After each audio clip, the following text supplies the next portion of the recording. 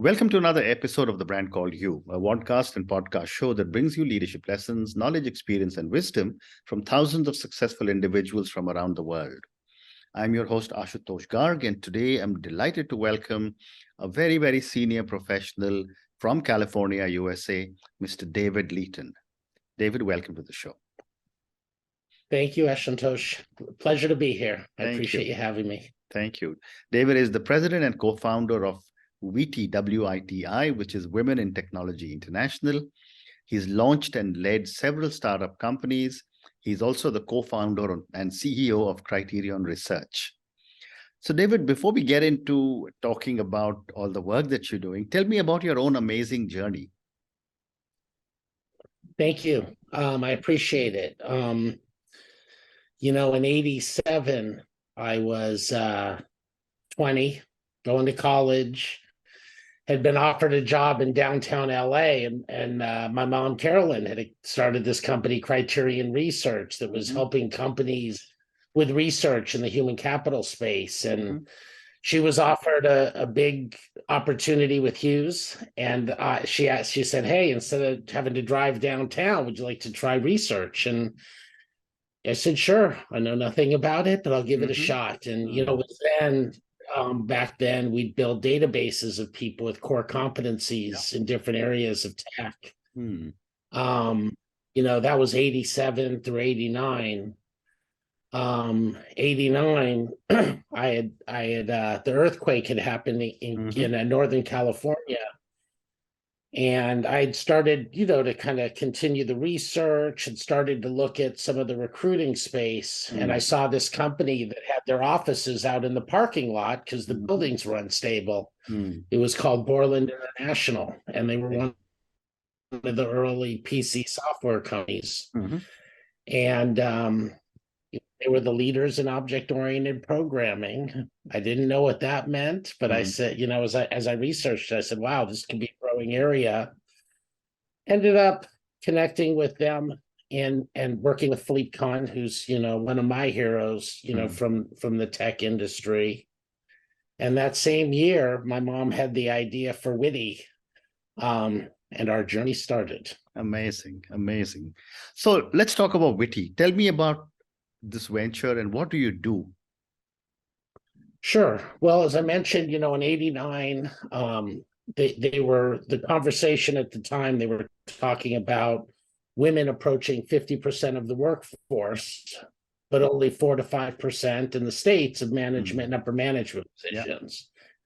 And we had been working with our clients. HP Labs was a big client, many of the tech companies in Silicon Valley and aerospace down in LA. And when these statistics came out, my mom had come from more of a teaching background. She's like, there must just be some type of miscommunication, right? And there were people getting very angry and marching about this. She had been working with our clients that were some amazing women there that did keep getting kind of passed over because they weren't golfing with the right person or weren't invited maybe to functions. And, they were kind of more disappointed. They didn't get to work on stuff or lead projects. And at that point, people were just starting to adapt email. And what she wanted to do was, 2 things. First of all, create a community that would be very business focused and value driven, where people could just help connect with each other to get to the next level. She wanted to make sure men were included because men had a lot of the leadership positions. And then on the company side, help companies understand why this really made good business sense. So started out email network for the first several years. I was working with Philippe and Borland to help that company grow and doing all the kind of finding all their key people. And we ended up growing to the number 2 software company in the world. And then she kept having these events, 93, she had an event at Sun Microsystems. They thought 30 or 40 people would show up. 350 people were packed in the cafeteria. she's like, and then she's like, oh, David, we're going to have the first WITI conference. I rented out the Santa Clara Convention Center. Mm-hmm. We, but people say, oh, well, you'll probably get 300 people around there. 2,500 people registered, Amazing. mailing in the registrations. So it kind of grew from there. What we do as a business, community. So we have a whole member-driven community that continues to grow around the world, where we have what we call our WITI networks that are broken down by industry. Then we have some that are by skill sets, and then also geographical locations. We do research. That same year, 95, the federal glass ceiling had just completed a 4-year study that they were working on to look at some of the data I spoke about that had led to the beginning of WITI as a country. If we're leveraging all of our talent, how could we possibly compete globally? Correct. So so they had come to us, had asked us to help spread the word and get the tech companies involved in some of this data that they were sharing. Actually, this week on Wednesday, we're up. We just completed a year-long study to update the glass ceiling report. So we're excited about that.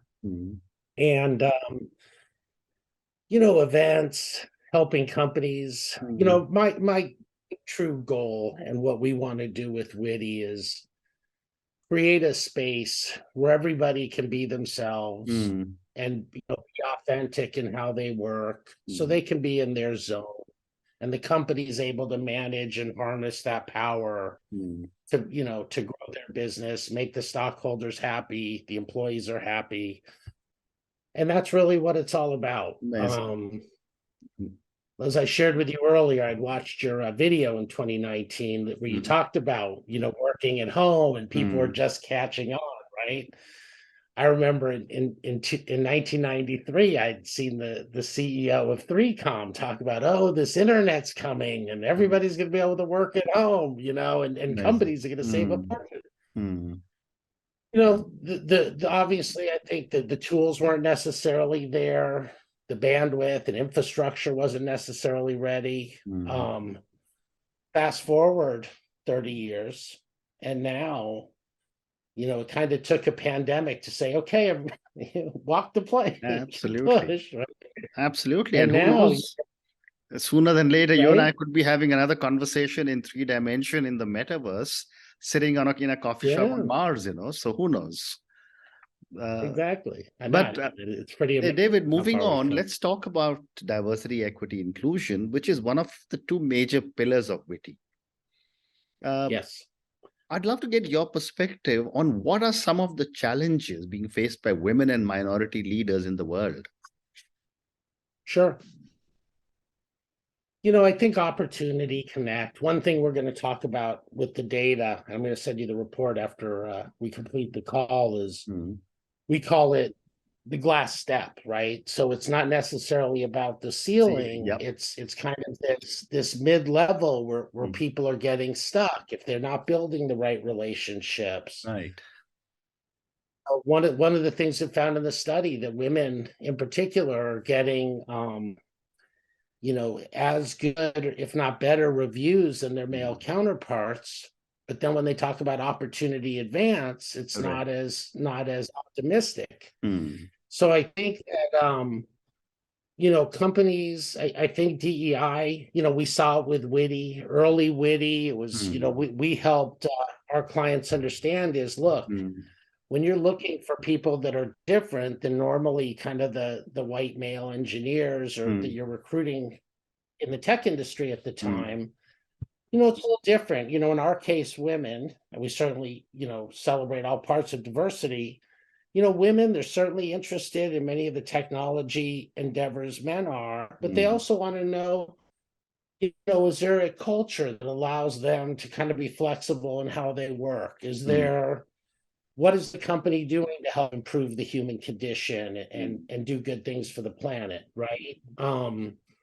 So I think it's a little different. I think as the tech companies got big through the 90s and the launch of the Netscape browser and some of the other things, I think a lot of the DEI programs had been more driven by compliance, risk management, right? And then, we have events that happen, here in the States, the Me Too movement, the terrible thing that happened to George Floyd. Correct. This get pushed to the DEI departments who want to show we're doing the right thing and care. As far as I'm concerned, we should all care about those things, right? Absolutely. Now, right? So I just think, and this is really why I said, a year and a half ago, and it took us a year to do the study. Let's update the glass ceiling report, right? Because we're in the middle of the pandemic. Companies are going to come out of it and know that they can adjust to a lot of the cultures that different people are working in. And I think now they have a great opportunity to come at it from, hey, how can we embrace this conversation? How can we lead with getting more sales, getting the right people, aligning their aligning their job with their purpose, so they can maintain and attract and retain the right people for their company.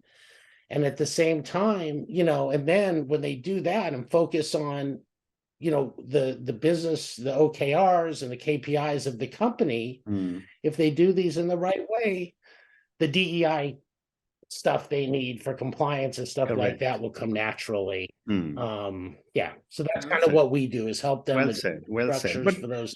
David, I've spoken to many women leaders, and I've often got this sense that while a lot of organizations are moving towards inclusion, which means they're giving a seat at the high table to a lot of women leaders, I also got a sense that they were not being included in conversation. So they were included, but didn't have a voice. I'd love to get your thoughts on that. Yes, thank you. And I think it was Susie, the woman from Bahrain, I think you had interviewed. Talked a lot about. She's a YPO member and an amazing Susie Kanu. Kanu, thank you. No, look, I think it's, again, it's the first push. Now they're going to see how amazing Susie is. They're going to be like, hey, we have an opportunity to hire more people like her, right? Correct. NASDAQ, we supported NASDAQ when they had the request to the SEC to ask all of their listed companies to report their board diversity. And they said they want at least one woman on their board and another diverse person, or if not, let them know why it's not appropriate for them, right? NASDAQ didn't do this because they wanted to help the women or the underrepresented people, right? They wanted to do this to protect the investors that are investing in NASDAQ companies. So I think that, look, the more we can get the messaging out, the more we could have authentic programs, right? We have women in our lives we work with. If there's a problem, you and I might try to solve it one way. They come at it differently. Absolutely. It's a good. If we try to act like them, we're going to not do well, and vice versa, right? Absolutely. Absolutely. Yeah, and I think that's you're so right. I mean, women are half the planet, and they need to get half the space at least, So, but then my next question to you is: given all the work you do with WITI, what is the most important steps a leader can do to enhance inclusion in their organization? Sure. I think to really take a look at opportunity. I love this Zoom environment and some of the things that have been created. Communities that I'm involved with, right? I'll get thrown into a Zoom room with somebody because I went to an event that had interested me. And I've formed lifelong relationships. When we may have been at a conference together physically, I may never have connected with that person, right? So, I think leaders can really, again, I think sometimes what's happened in some of these DEI programs, they're really trying to push and they kind of people get defensive. Some of my friends, they might be SVPs at huge companies. they authentically want to support the conversation. They get it. But then they'll walk into a meeting and they're looked at like, oh my God, get him. Right. And so I think that I think what leaders can do is be open, connect with people, put people in a position to be successful. Really think outside the box as far as, sometimes we have an idea of what that leader might look like. But again, who are our customers? I think one thing, especially in the technology space, as we think about the CIO role as an example, how it matured, through the 90s, and that, the internet happened, and then everybody's kind of, closed door because of security, and it grew through the 2000s, and the CIO became more of a business partner, and the 360 leadership style. When a lot of that happened, we saw so many amazing women elevate to leaders in those areas. Correct. And I just think that's a great lesson, it's and again, I mean, how would you like to be the leader that everybody wants to work for? And you have your pick of the people that align with what you want to do. It's going to help you do your job better. Your customers are going to be happy. Your employees are never going to leave. So I think that's where the opportunity is. Well said. The other question I have, David, is that, I've spoken to many HR leaders and CEOs, and every time I've asked them about DEI, I get a response saying, oh, we've got a policy for DEI. Now the CHRO has to implement it. So now my question is, where does accountability lie? Yeah, I mean, unfortunately, I think a lot of these programs, again, there's a lot of window dressing and box checking out there. And what we feel with WITI is, again, let's lead with the success of the business, and how can we help you? I've spoken to several women, many women, right? They don't want to go to a women's sales event. They want to go to a sales event it's very, where you can leverage these different skill sets, right? So I think that, look, and when I talk about Glass Ceiling Report 2.0, it took a pandemic, right, to push this whole conversation forward. And that's why I'm excited. That's, one of the main reasons I'm just so excited about the possibilities for the future. We can lead with opportunity. You can put people in, we're like Michael Jordan when he's hitting his 80 points, or, whatever sport, when you're in the zone. That's what we want to create for our people. They're happier. They do a better job for us. We look good because we're successful leaders. So I think it's an exciting time, right? Here we are, face to face. You're on one side of the world, right? Absolutely. So I've got time for two more questions. My next question, David, is on technology creating new challenges of for DEI, especially when it comes to the haves and the have-nots. Do you see technology increasing the divide between the haves and the have-nots, between the men and the women, between the young and the old? No, I think that, we, with WITI, it's been great. We had always kind of pre-pandemic done a couple of Zoom events. Once the pandemic happened, it's been great, because I could be at the WITI India meeting, or the WITI Egypt meeting, or WITI Bahrain, speaking of Susie. Right. And look, there's still a digital divide. A lot of technology was pushed out to, some of the people that didn't have access to it. I think we can continue that as a lot of these satellites, internet becomes available. I think you had one of our Hall of Famers on your show, the one that did one laptop per child. That wasn't Mary Lou Jepson. Right. Back then they were just trying to get, a laptop in the hands of people. Now we have devices. Correct. And people can, so anyway, I think there's loads of opportunity, whether now, between the wealth, that's a different story. But I think as far as opportunity to get devices in people's hands, I think, I think it'll help more people have access to it and give them what they want, right? Plus, you don't have to program, low code, no code software, blockchain, right? We've seen a little hiccup in the Web3 space and blockchain. Correct. I talked about this. I think we're at 2002 of the web now, right? There was a couple of things, the .com thing crashed, FTX, a lot of that was character and individuals and bad actors. So anyway, exciting time, I think, very, very for a true. lot of people. Thank you. And my last question to you, David, and this is for the many, many people who will listen to our conversation. Based on your own amazing journey, all the great work that you're doing with WITI, what would you say are 3 lessons or 3 learnings you want our viewers and listeners to take away? Yeah.